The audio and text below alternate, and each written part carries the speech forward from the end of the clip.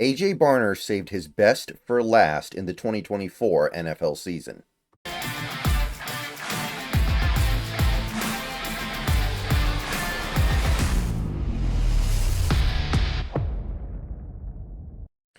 What's going on, everybody? Good morning. It is Tuesday, and look, I know we're already in the swing of things for the off season. I understand that people are already not really thinking about the season that just was, and they're thinking about the off season that will be. I understand that completely. I understand that people are already thinking about this offensive coordinator thing. Was it right to fire Ryan Grubb, and who are we going to go get now? But we gotta we gotta go through the process the way we do every week. So, season finale of Youth Watch Tuesday. So we're gonna take a look at the young players. This is basically everybody on the team on a rookie contract and get a feel for how they're doing and how it looks like they're setting up for the future of the Seattle Seahawks. So, we've kind of been doing season by as of the current date summaries implicit in every one of these videos, so we're not really going to have to do another one in this video beyond what we typically do. So this shouldn't be too much longer than the typical videos that we make about this, but this is the final one, so now we can really judge things. And we're starting at running back, and hey, Charbonnet broke 900 yards. He broke 900 yards from scrimmage. There's something to be said for that. He had a more efficient season than Ken Walker, playing behind the same offensive line. I know it's not the same situations, but there is some equivalency you can draw here. And if you do the math, if Charbonnet got Ken Walker's touches, he would have broken 1,000 yards. Now, this doesn't distract from the overall fact here, which is that Ken Walker and Zach Charbonnet, you spent two second round picks on these guys. And you get to the end of the season, and neither guy gets past 1,000 yards from scrimmage. And I know Walker probably would have if he didn't miss games, but he got 200 touches. He should get there anyway.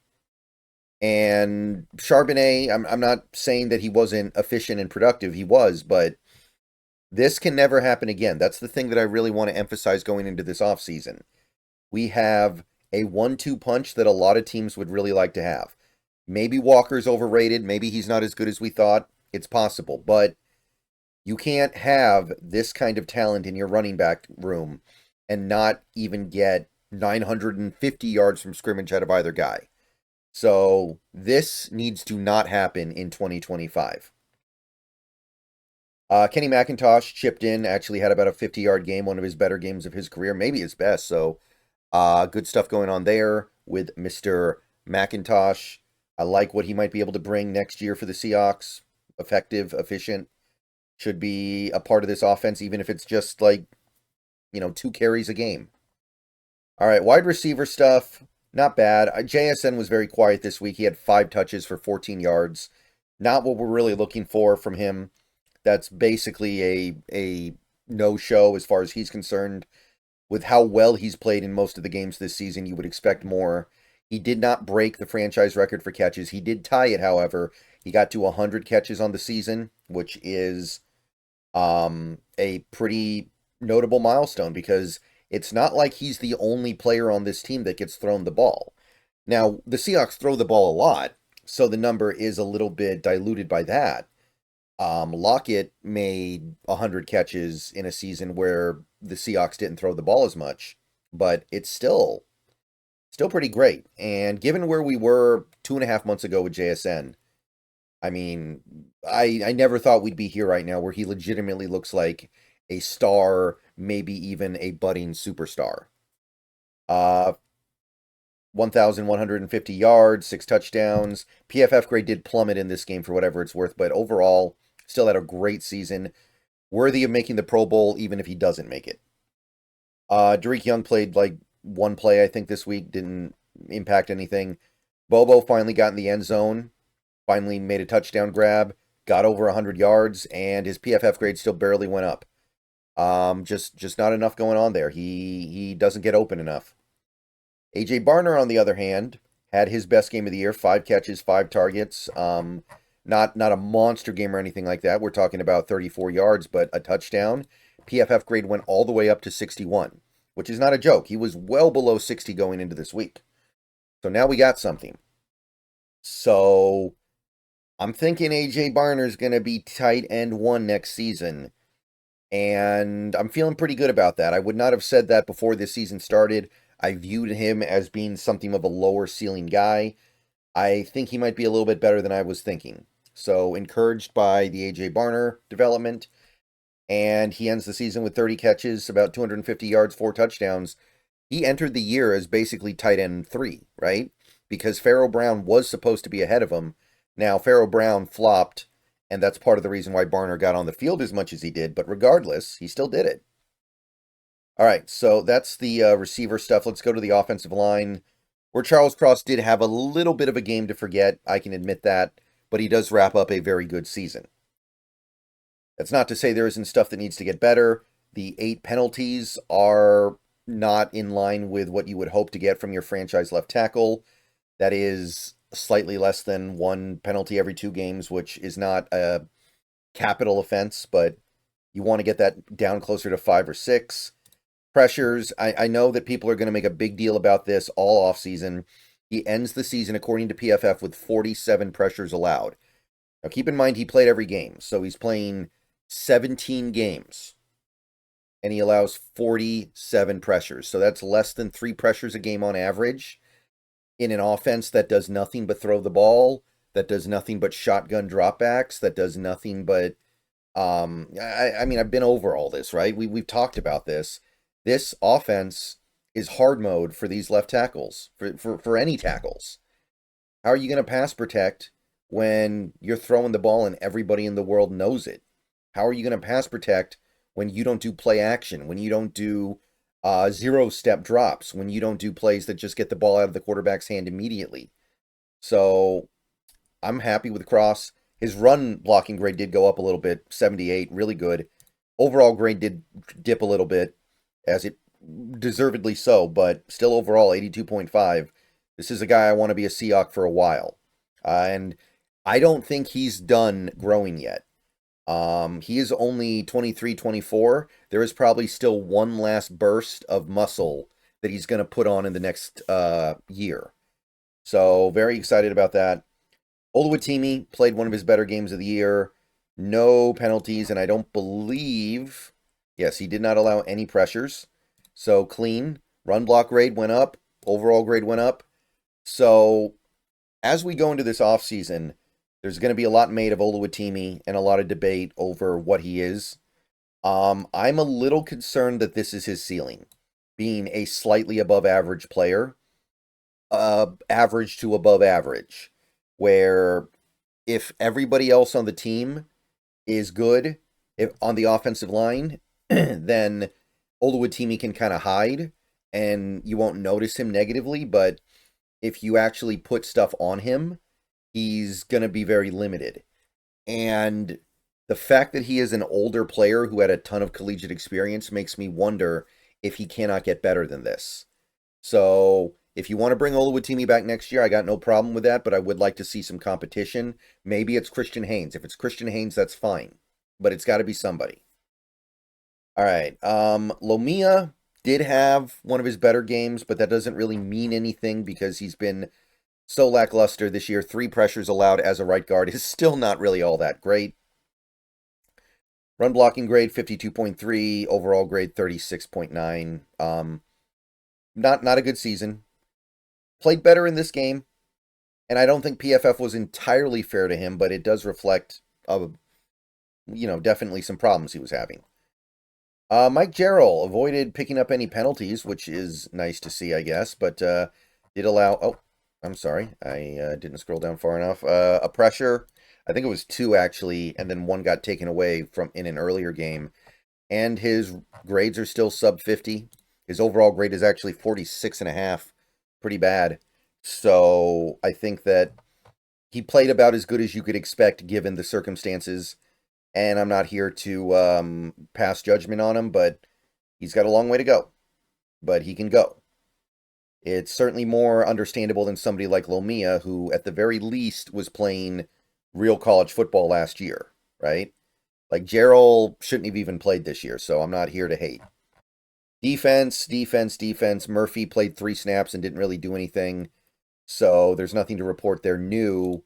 Now, big picture wise, I mean, I'm not saying that PFF got this one right for sure, and I'm not saying that PFF does a great job evaluating defensive players at all times, but we got a ways to go here, people. Byron Murphy, 58.2 according to PFF. That's about average. And obviously he's a rookie, he's a young rookie, but I want to see some big steps forward next year. He's going to get additional opportunities next year, I think. So with those opportunities, he needs to prove that he's special, because there was not a lot that I saw this year that indicated he was truly special. What I saw this year was basically like you would have gotten similar stuff from Poona Ford. So, not bad, just not a game changer the way some people were expecting. Mike Morris played a bit in this game, actually played decently, picked up a tackle. PFF grade went up a little bit, but overall, still just no real development, no real reason to believe he's part of the team going forward. Linebacker Tyrese Knight played a nice little game in my estimation, picked up a sack, picked up 10 tackles. Actually, I believe this should be a 4 now because of the sack. So if you told me that Tyrese Knight was going to play about half the season and give you almost 90 tackles and a 65.4 PFF grade without any big coverage lapses on his head, at least in terms of volume, I tell you that I don't think that's going to happen, but if it does, I'm going to be really happy with that and excited to see what happens next. So Tyrese Knight, that's a standout right now. And if he gets better next year, watch out. Not much for the edge rushers, unfortunately. Mafe didn't play a bad game, but only picked up a few tackles and no big plays made, got some pressures. PFF grade went up, want to be fair. Went up over 75. So even though he probably played most of the season injured, and even though there was not necessarily another elite player across from him to take the pressure off, like if Nwosu had never gotten hurt and played the whole season, I think there's a pretty good chance that Mafe would have been a lot more effective because there would have been less attention on him. Still manages a 75 PFF grade. I'm good with that. I can live with that. I'm happy with that. Derek Hall, I think he had 1 tackle in this game, picked up some pressures, but not really anything to speak of there either. PFF grade has fallen all the way down to 60 flat, so he's basically bang average. So I don't want to pass judgment on anything. Derek Hall did nothing last year. To expect him to immediately jump up to like Pro Bowl level was unrealistic. 8 sacks is great. The plays that he made this year were very appreciated. Without having him around, I don't know what we would have done at edge when Nwosu got hurt. But the bottom line is, there's every reason to believe right now that Derek Hall is overall a pretty average player.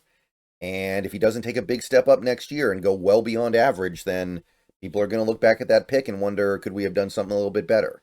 And I can't blame him for doing that. I called Derek Hall earlier this year. He might be the happy path version of Darrell Taylor, where he's a disaster against the run, but it doesn't completely derail his career the way it did Darrell Taylor. But I don't think that's gonna do it. We need a little bit better here. Cornerback, Reek Woolen, nice game. Didn't really get targeted at all. 2 tackles, really not a huge impact, but that's because he was shutting down his side of the field, and Jimmy G barely even looked at him. Witherspoon picked up, 8 tackles. Almost got to 100 on the year. Couple of pass breakups, so nice little game there. Even with the touchdowns, I will admit that watching that game, I thought that Witherspoon was playing a lot worse, but when you go back and really look at it and break it down, he gave as good as he got, and I can live with that. So overall in the season, Woolen, I mean, PFF has been meaner to him than this. So I will say that for as much grief as we give Woolen, it's not like he's been bad this season. He's just it's been frustrating. And I think the frustration might have reached a point where you can't come back from it, but we'll see. Witherspoon ends with a 76.1. That is good. Unimpeachably good. Maybe he was better last year, but this is not a problem. Trey Brown played a little bit before he got hurt, played really bad, had a tackle, 93.5. Happy trails, Trey Brown. Don't really know how he could play this bad in a contract year after playing much better in previous years, but I'm not a psychiatrist. Pritchett, 6 tackles, burnt toast, up and down the field, really bad. PFF grade fell, which is really hard because it was really low. Now it's sub 30. Deserved, but I was a big Nehemiah Pritchett fan coming out. I'm not done with the guy. I don't think this team should be either. We'll see what happens next year. So right now he's just not ready. And then finally we get to safety. Kobe Bryant, another respectably solid game. 7 tackles. Didn't give up too much in coverage. Barely gave up anything. PFF grade lands at about a 73. This is his first year playing safety full time. And for my money, he was a great soldier out there. And without him, I don't know what we would have done. That safety spot would have been a big liability without him. He proved to be better than both the guys that we signed to start in front of him. That's doesn't come around every day. So next year, contract year, Kobe Bryant, go out there and do what Trey Brown could not do and kill it to get that next deal. All right. So that's it for your Youth Watch Tuesday for this episode and for the season. I mean, overall, the young players on this team are doing some good things. I think there might be a little bit of frustration that we're not seeing full-bore superstars develop, right? Like maybe JSN. Maybe you'd say JSN has developed into a guy who's clearly about to become a superstar in this league like Amon-Ra. But I think there is a little bit of anxiousness around Charles Cross because of the high pressure count. People wondering, is he actually a leader? Is he just good? What is going on there? What do we make of that? Byron Murphy, he's been fine, but he hasn't really stood out. Neither edge rusher looked like a future star in this league, just good players. Woolen and Witherspoon both had, I think, a little slightly higher expectations than the results that we got. So we're not getting that game-changing stud outside of JSN right now, I will admit. I think the frustration stems from that because that's what we need. We've got a lot of good players. We've got some great players. Maybe we have 1 or 2 superstars, but not enough to really get to where we want to go. So next year we're going to do this again and hope that somebody emerges as that next star. All right. I'll see you guys later. Go Hawks. Let me know what you think down below. More videos coming soon.